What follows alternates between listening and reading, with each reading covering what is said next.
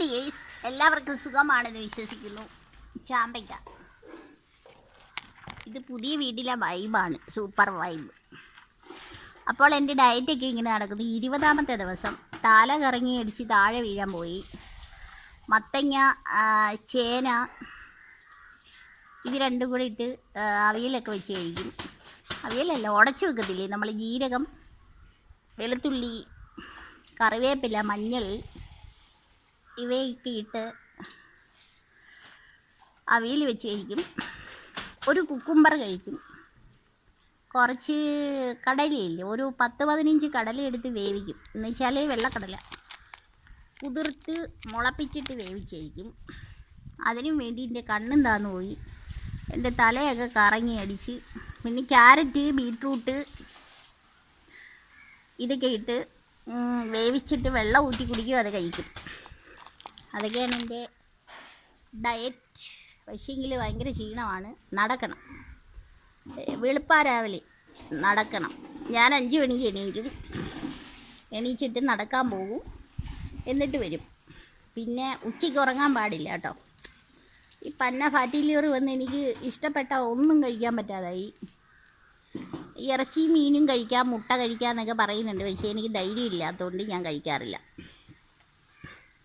പിന്നെ ഇതൊക്കെയാണ് എൻ്റെ. ന്യൂ ഇയർ ഒന്നും ആഘോഷിക്കാൻ പറ്റിയില്ല, ക്രിസ്മസ് ആഘോഷിക്കാൻ പറ്റിയില്ല. ക്രിസ്മസിനൊക്കെ ഞാൻ ക്രിസ്മസ് കേക്ക് ഒരെണ്ണം മേടിച്ച് കഴിക്കുന്ന ആളായിരുന്നു, പറ്റിയില്ല. ചോക്ലേറ്റ് കഴിക്കാൻ പറ്റിയില്ല. അതിൻ്റെയൊക്കെ നിരാശയുണ്ട്. കാരണം ഇങ്ങനെ ജങ്ക് ഫുഡ് ഒരുപാട് കഴിച്ച് വന്ന രോഗമാണെന്നാണ് ഡോക്ടർ പറഞ്ഞത്. പിന്നെ എനിക്ക് കൊറോണ വന്നായിരുന്നു, ഞാൻ അറിഞ്ഞില്ല. ശ്വാസം മുട്ട് കൂടിയപ്പോൾ ശ്വാസം മുട്ടിന് ഗുളിക മേടിച്ച് കഴിച്ച് പിന്നീട് ടെസ്റ്റിന് ചെല്ലുമ്പോഴാണ് എനിക്ക് കൊറോണ വന്നെന്ന് അറിഞ്ഞത്. അതൊക്കെ എൻ്റെ കരളിന് കയറി പിടിച്ചു. വാക്സിനൊക്കെ എടുത്തായിരുന്നു. വാക്സിൻ എന്തിനായിരുന്നെന്ന് ഞാനിപ്പോൾ സംശയിക്കുന്നു. വാക്സിൻ എടുത്തിട്ടും കൊറോണ വന്ന ഒരാൾ. ഓക്കെ, അതൊക്കെ പോകട്ടെ. ഞാനിപ്പോൾ ഇങ്ങനെ ഇരിക്കുന്നു, സമാധാനമായിട്ടൊക്കെ ഇരിക്കുകയാണ്. അപ്പോൾ എൻ്റെ ചാമ്പയ്ക്കൊക്കെ കണ്ടല്ലോ, കണ്ടോ ചാമ്പയ്ക്ക കണ്ടോ? ചാമ്പയ്ക്ക ഇത് ഒരു ഫ്രൂട്ട്സിൻ്റെ മരമാണെന്ന് പറയുന്നു. പക്ഷേ ഈ ഇല കൊഴിഞ്ഞ് കിടക്കുന്നതല്ലാതെ യാതൊരു രക്ഷയും ഞാൻ കാണുന്നില്ല. പിന്നെ എന്താ പറയണ്ടേ, എല്ലാവർക്കും സുഖമാണല്ലോ. എല്ലാവരും ആരോഗ്യം സംരക്ഷിച്ചോണം. ആരോഗ്യമില്ലെങ്കിൽ ഒന്നും നടക്കത്തില്ല. നമ്മുടെ സമ്പത്തെല്ലാം അടിച്ചു പോകും. എൻ്റെ ഒരു 65,000-70,000 രൂപയോളം സ്കാനിങ്ങും MRI, അതിൻ്റെ കൂടെ ഇത് ആക്സിഡൻ്റ് ഉണ്ടായ കാര്യം ഞാൻ പറഞ്ഞല്ലോ.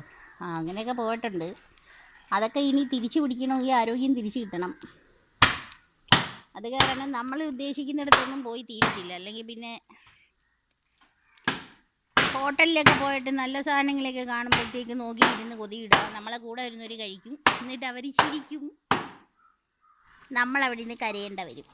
അല്ലെങ്കിൽ അവർ കഴിച്ചെത്തിയിട്ട് നമ്മൾ പോയി വെജിറ്റബിൾ ഫുഡ് എന്ന് വെച്ച്, എനിക്ക് വെജിറ്റബിൾ ഫുഡ് പോലും കഴിക്കാൻ വയ്യ.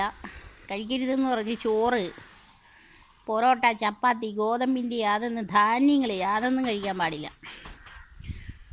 യാതൊരു സാധനങ്ങൾ, ധാന്യങ്ങൾ ഉൾപ്പെടുന്ന യാതൊന്നും കഴിക്കാൻ പാടില്ല എന്നാണ് ഡോക്ടർ പറഞ്ഞത്. ഉള്ളി, ഫ്രൂട്ട്സ് പോലും കഴിച്ചുകൂടാ.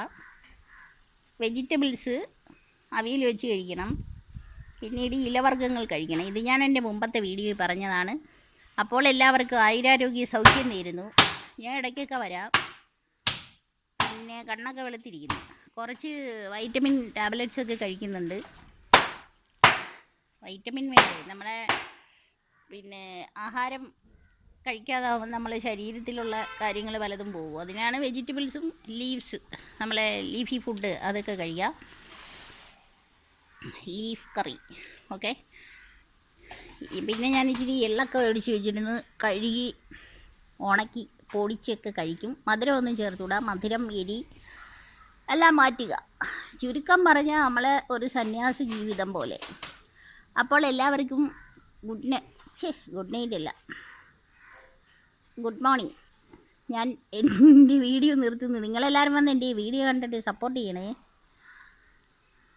Okay, bye bye.